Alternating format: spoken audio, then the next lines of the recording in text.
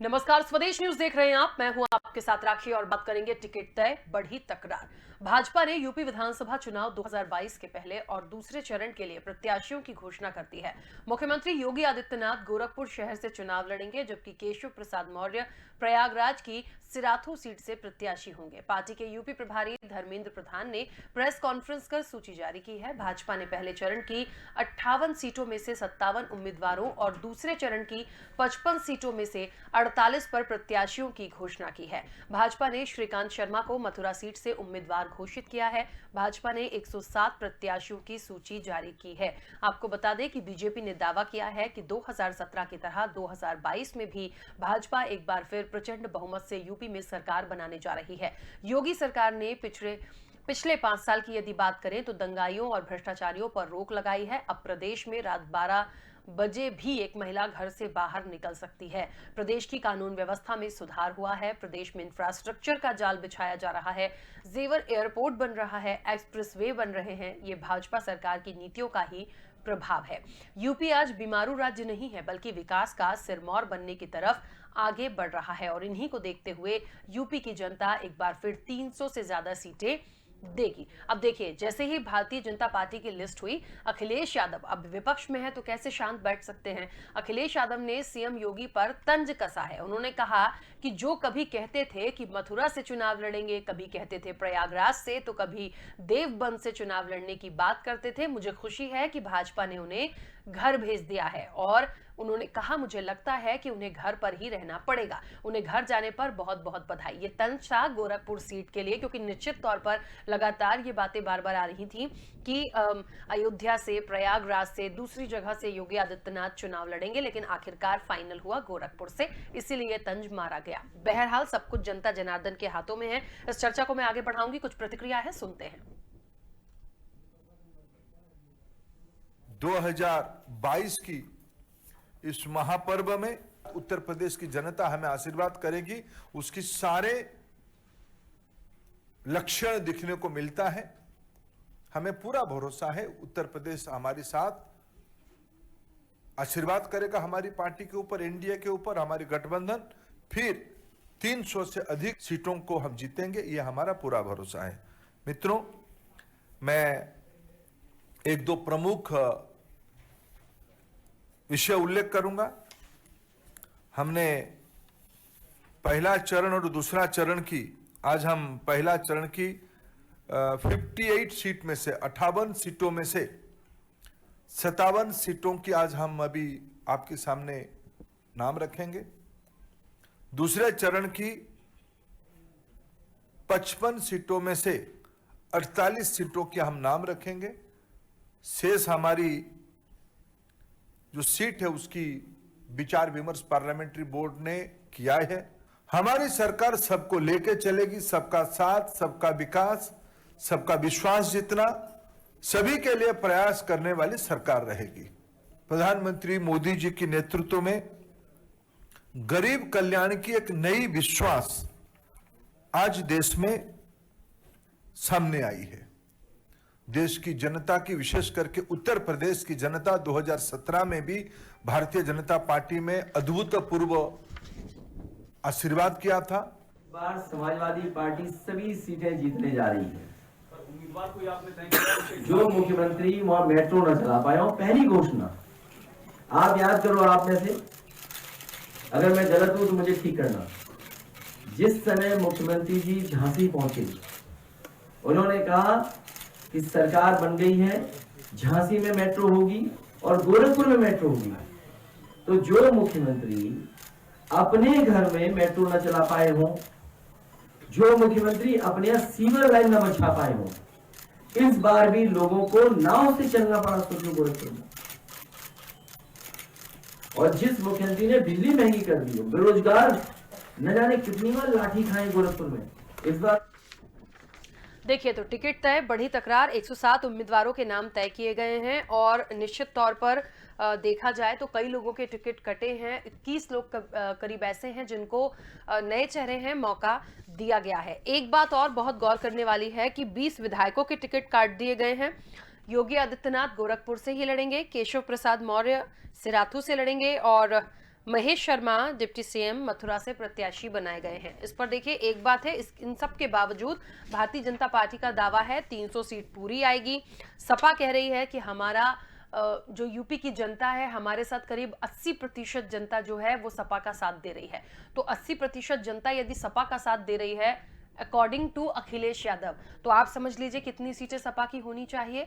तो देखिए, कह सकते हैं, कहने में कोई दिक्कत नहीं है, लेकिन माइंडसेट पूरा हो चुका है, तैयारियां पूरी हो चुकी हैं।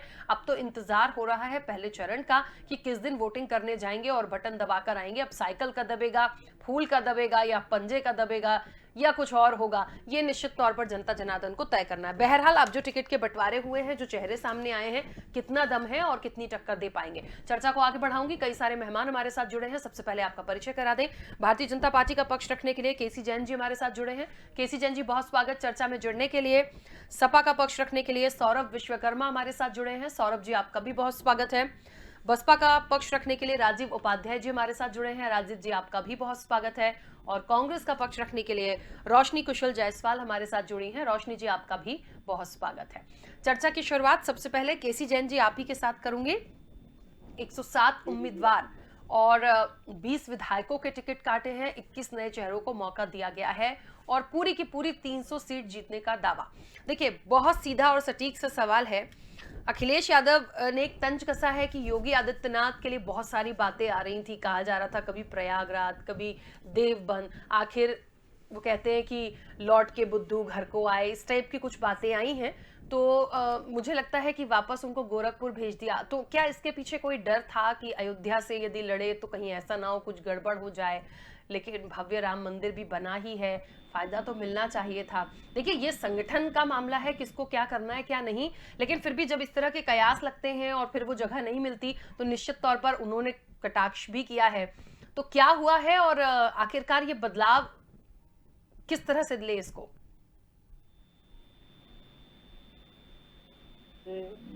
5 साल, पौने 5 साल वो मोहम्मद की सरकार भी है और इस 5 साल की सरकार में जनता ने जो कुछ अनुभव किया है वो इस चुनाव के 2022 के रिजल्ट में सामने आया। लेकिन जिस प्रकार से पहले गुंडागर्दी होती थी, लॉ एंड ऑर्डर को जिस तरीके से छिन्न भिन्न किया जाता था, भैंसें ढूंढ नहीं आती थी लेकिन गायब हुई बेटियां उत्तर प्रदेश में ढूंढने नहीं मिलती थी, तो इन सारी चीजों से, इस गुंडागर्दी से जनता को निजात मिली। और रही बात आदरणीय अखिलेश यादव जी की, तो अखिलेश यादव जी तो बुलडोजर चलने पे भी तंज कसते हैं और जब कोई दुर्दांत अपराधी मारा जाता है तो इनको या तो यादव दिखाई देता है या मुस्लिम दिखाई देता है। तो अखिलेश यादव जी तो पूरे 5 साल तंज कसते रहे। रही बात ये कि योगी आदित्यनाथ जी कहाँ से चुनाव लड़ेंगे, तो इनके पास खबरें कहाँ से आती थी, कौन बताता था कि योगी जी कहाँ से चुनाव लड़ेंगे, कहाँ से नहीं लड़ेंगे। फिर अपना घर ना देख करके पूरा कंसंट्रेशन आदरणीय अखिलेश यादव जी का वो योगी आदित्यनाथ जी पे क्यों रहा, क्यों कहाँ चुनाव लड़ेंगे, कहाँ से नहीं लड़ेंगे, कहाँ बुलडोजर चलवा रहे हैं, कहाँ इनकाउंटर हो रहे हैं, पूरा की पूरा कंसंट्रेशन अखिलेश जी का 5 साल तक आदरणीय योगी आदित्यनाथ जी पे ही रहा। अब क्या हुआ कि अब योगी आदित्यनाथ जी, देखिए योगी जी ने पहले ही कहा था हमको जहां से भी शीर्ष नेतृत्व तो आदेश देगा मैं वहां से चुनाव लड़ूंगा। और रही बात ये चुनाव लड़ने और ना लड़ने की, तो अभी बहन जी ने भी अपने प्रेस कॉन्फ्रेंस में कहा कि चुनाव लड़े ना लड़े लेकिन हम नेतृत्व तो कर सकते हैं, और इससे पहले भी वो एमएलसी चुन करके आती रही है और वो चुनाव नहीं लड़ती। तो योगी आदित्यनाथ जी जो कि सांसद रहे लगातार, वो जो है लोकसभा में गए लेकिन वो विधानसभा का चुनाव लड़ रहे, तो ये छोटी बात नहीं है। जहाँ पे और पार्टियां किनारा कसती हैं वहाँ पे योगी आदित्यनाथ जी मैदान में आ रहे, चुनाव लड़ रहे, और पूरे प्रदेश की भी जिम्मेदारी उनके कंधों पर है। लेकिन क्या है कि दरअसल ये सिर्फ और सिर्फ एक चिलमिलाहट है और कहीं ना कहीं डर और भय है जिसको दूसरे शब्दों में बयां कर रहे हैं। अब योगी आदित्यनाथ जी ने कहा 80 और 20 की लड़ाई है, तो आदरणीय अखिलेश यादव जी कहने लगे कि हाँ 80 और 20 की लड़ाई है, 80 मेरी तरफ है, 20 आपकी तरफ है। जबकि योगी आदित्यनाथ जी ने स्पष्ट किया कि 80% बहुसंख्यक है, बहुसंख्यक हमारे साथ है, आप सिर्फ और सिर्फ अल्पसंख्यक की राजनीति करते रहे, 20% की राजनीति में सब लोग शामिल है, 80% की राजनीति में हम शामिल है। और एक आरोप भी लगा कि आप हिंदुत्व की राजनीति कर रहे हैं। तो अगर सब हर एक पार्टी सिर्फ और सिर्फ अल्पसंख्यक की बात कर रही है तो अगर भारतीय जनता पार्टी बहुसंख्यक की बात करे तो इसमें दिक्कत क्या है? ठीक है। और चलिए। देखिए जो बात है टिकट कटने की, तो देखिए ज्यादातर टिकट रिपीट हुए हैं और इसी उत्तर प्रदेश में कैबिनेट मंत्री थे स्वतंत्र देव सिंह जी, और उन्होंने कैबिनेट मंत्रित्व का पद छोड़ करके उन्होंने प्रदेश की जिम्मेदारी ली। तो भारतीय जनता पार्टी में संगठन की जिम्मेदारी सरकार से कहीं बड़ी है और इस चीज को आदरणीय स्वतंत्र देव जी ने करके दिखाया है, उन्होंने स्वीकार किया उस चीज को सहर्ष। तो यहाँ पर बहुत सारे लोगों को प्रदेश में जो है संगठन में भी जिम्मेदारी देने वाली है पार्टी, साथ ही साथ हमारी सरकार बनेगी, सरकार बनने के बाद में बहुत सारे लोगों को अन्य चीजों में भी भेजा जाएगा, अन्य अवसर भी मिलेगी। ठीक है, चलिए मैं वापस आती हूँ। ठीक है, 107 सीटों में से 80 ठीक है केसी जैन जी, आती हूँ। दूसरे दौर में बहुत सारे मेहमान और हैं। जी सौरभ जी कह रहे हैं कि 80% जनता जो है वो सपा के साथ है, और एक बात और आई है, अखिलेश यादव ने ये भी कहा है कि अब कोई भी भारतीय जनता पार्टी का मंत्री या विधायक आना चाहे तो उसे हम लेंगे नहीं। मुझे देखिए थोड़ा सा यहाँ पे अजीब इसलिए लग रहा है कि सब तो आपने पहले ही भर लिए, जो आए थे सब आ गए, सब अच्छे बड़े सब, और गठबंधन भी पूरा आ चुका है। तो मुझे लगता है अब दरवाजा बंद करने का कोई फायदा नहीं, क्योंकि सारे भर गए हैं। खैर ठीक है, वो आंतरिक मामला है समाजवादी पार्टी का। लेकिन ये 80% जनता यदि है तो फिर कितनी टिकट्स आप लाएंगे? क्योंकि भारतीय जनता पार्टी तो कह रही है हमारी 300 पूरी आनी है। भारतीय जनता पार्टी पहले ये तय कर ले कि 80 और 20 जो बोल रहे हैं, 80 किधर है? 80 समाजवादी पार्टी के साथ हैं और 20 मात्र भाजपा के साथ हैं। जिसका उदाहरण एक ये है कि इनके अच्छे कैबिनेट की मंत्री से लेकर सारे लोग, जहां पिछड़ों का सम्मान नहीं हुआ उसको छोड़कर वो समाजवादी पार्टी में आ गए। इसलिए भारतीय जनता पार्टी खुद 20 पर आ गई है, इसलिए वो 80 और 20 की बात बार बार कर रही है। और रहा योगी आदित्यनाथ का गोरखपुर शहर से चुनाव लड़ने का, वो तो जब 3 मार्च को वोट यहाँ पोलिंग होगी उसी दिन को एहसास हो जाएगा कि गोरखपुर की जनता पूरा मन बनाकर बैठी है कि योगी आदित्यनाथ जिस प्रकार से 5 सालों में पिछड़ों का शोषण किए हैं, गरीबों का, शिक्षकों का, बहुसंख्यक समाज का, अल्पसंख्यक समाज का, और बेरोजगारी इतना चरम पर है कि लोग रोजगार के लिए आज भटक रहे हैं और जनता मन बनाकर बैठी है। अभी एक भाई साहब कह रहे थे कि लड़कियां रात में घूम सकती है, टहल सकती हैं, जब इनके ही विधायक कुलदीप सिंह सेंगर इतनी बड़ी घटना को अंजाम देंगे लड़कियों के साथ, और इनके पूर्व गृह राज्य मंत्री स्वामी चिमनियानंद भी उस किसी से छुपा नहीं है। और तो और हाथरस की बेटी के साथ क्या हुआ, 2 बजे रात में केरोसिन डालकर उसको आग के हवाले कर दिया गया। इनको महिलाएं भी जवाब देंगी, इनको बेरोजगार भी जवाब देंगे, इनको शिक्षक भी जवाब देंगे, और इनको आने वाले समय में युवा भी जवाब देंगे। ठीक है, चलिए राजीव जी, बसपा की क्या तैयारी है? मुझे लगता है एक बड़ा दिलचस्प ये भी होगा देखना कि जैसे जैसे सूचियां आएंगी तो ये भी देखना होगा कहां से किसके अगेंस्ट में कौन लड़ रहा है। और मुझे लगता है जनता जब भी वोट करती है, देखिए व्यक्तिगत एक अलग बात हो जाता है, जातिगत अलग बात हो जाती है, चेहरा बहुत मायने रखता है और जिताऊ चेहरे को ही सामने लाना होता है। तो यदि 20 विधायकों के टिकट इधर से कटे भारतीय जनता पार्टी से, तो कुछ सोच के ही 21 लोगों को, नए चेहरों को मौका दिया होगा। बसपा की क्या तैयारी है? मुझे लगता है ये बहुत बड़ा मंथन होता है कि किसके अगेंस्ट में किस चेहरे को लाना है।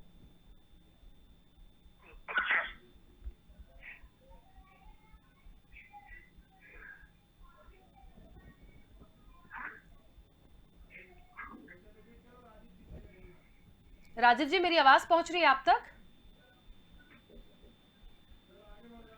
चलिए, राजीव जी तक शायद मेरी आवाज नहीं पहुंच रही है। रोशनी जी, क्या तैयारी अब कांग्रेस की? भारतीय जनता पार्टी के भी 107 उम्मीदवार तय हो गए हैं, आपके करीब 50-50 महिलाएं सामने आ ही चुकी थी, और अब मुझे लग रहा है कि जिस तरीके से कहा जा रहा था कि महिलाएं बहुत बड़ी टक्कर देने वाली हैं, तो कितना कंपटीशन उन सीटों पे से होगा जिन पे से टिकट डिक्लेयर हुई हैं?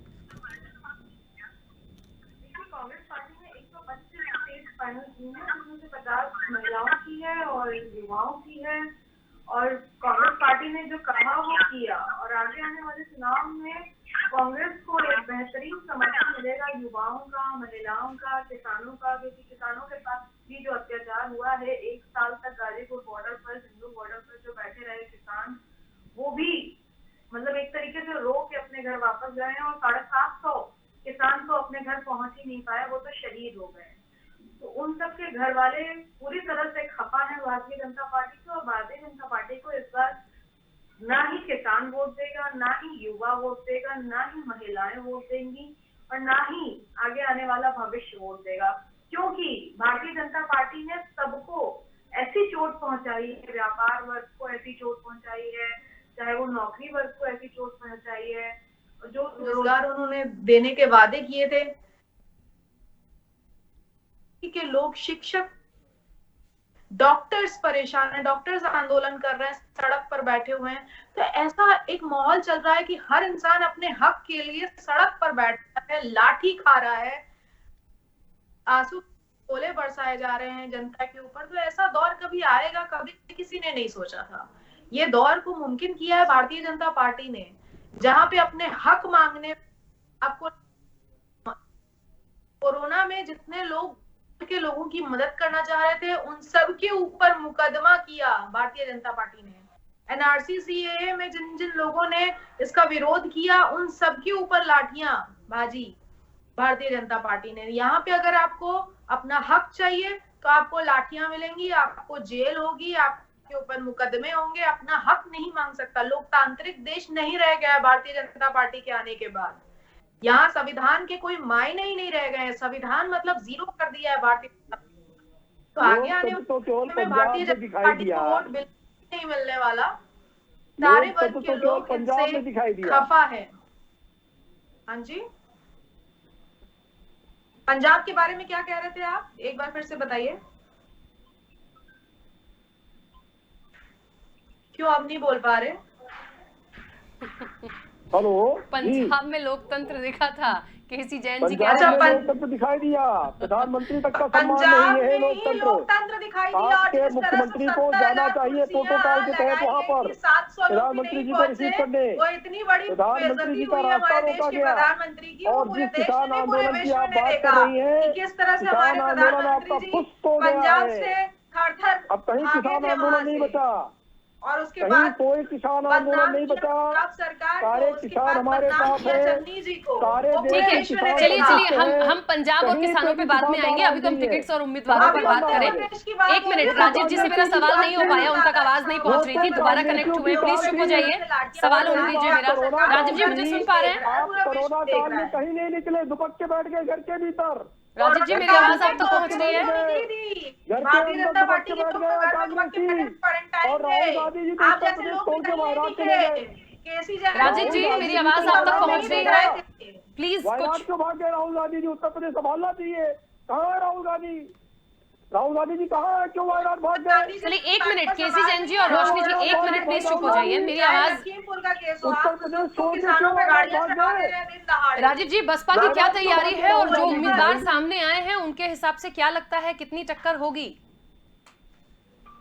राठी जी, बसपा की क्या तैयारी है? अब तो प्रत्याशी दे दिए गए हैं और क्षेत्र में प्रत्याशी अपने डट गए हैं। हर दल के प्रत्याशी लगभग आ गए हैं पहले और दूसरे चरण के।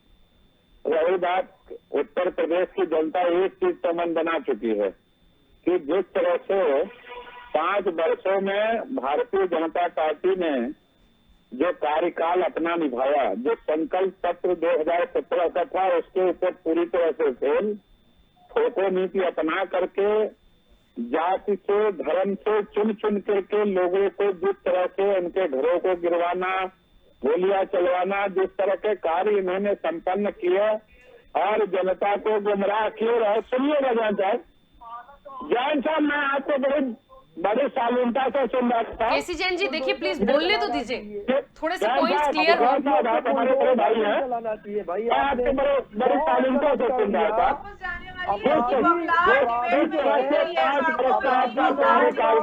कब्जा करे, बुलडोजर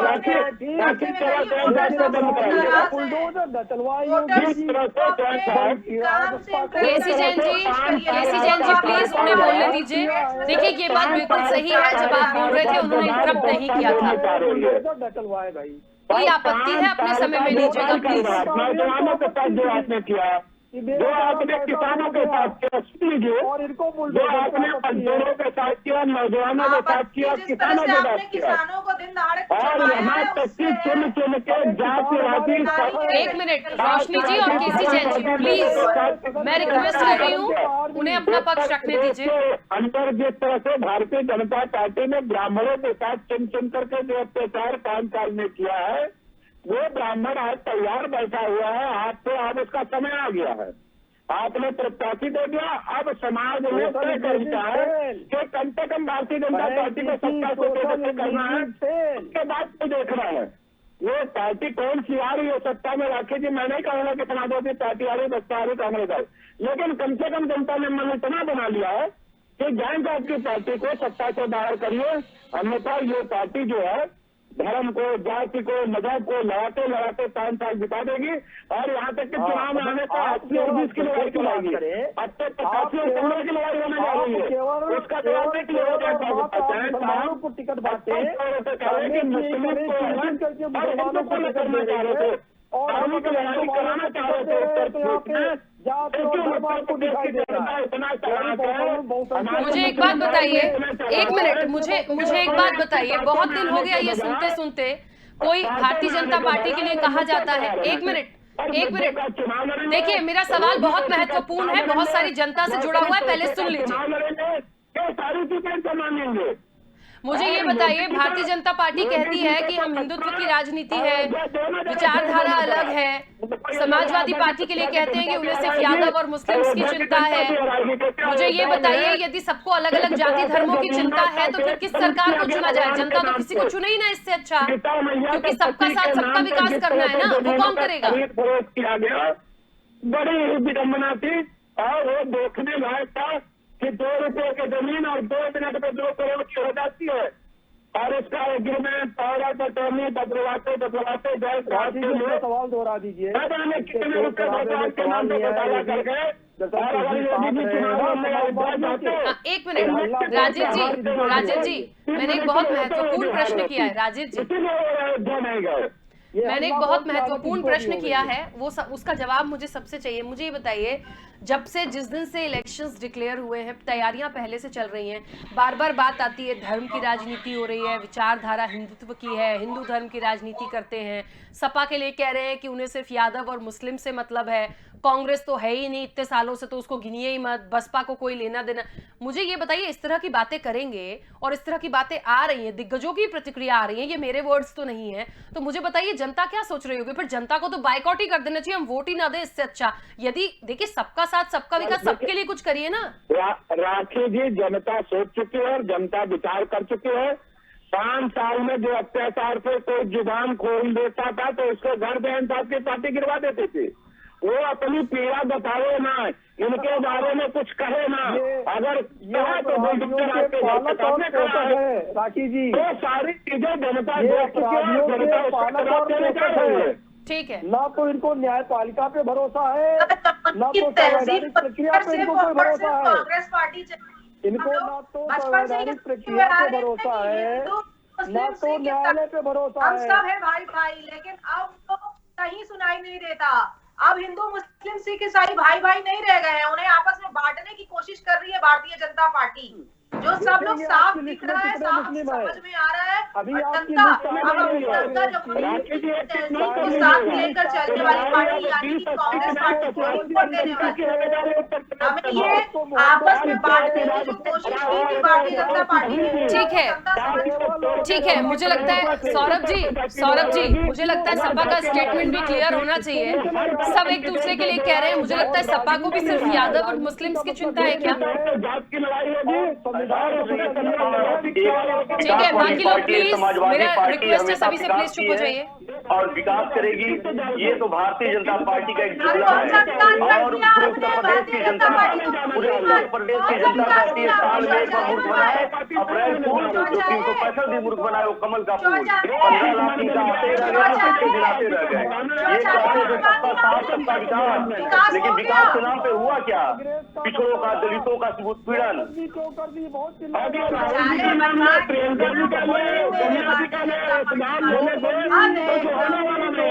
नोटबंदी को 3 बार आप लोगों ने बनाया इशू, 3 बार चुनाव में आपने नोटबंदी को इशू बनाया। आपको मुंह की खानी पड़ी, आपको मुंह की खानी पड़ी, आपको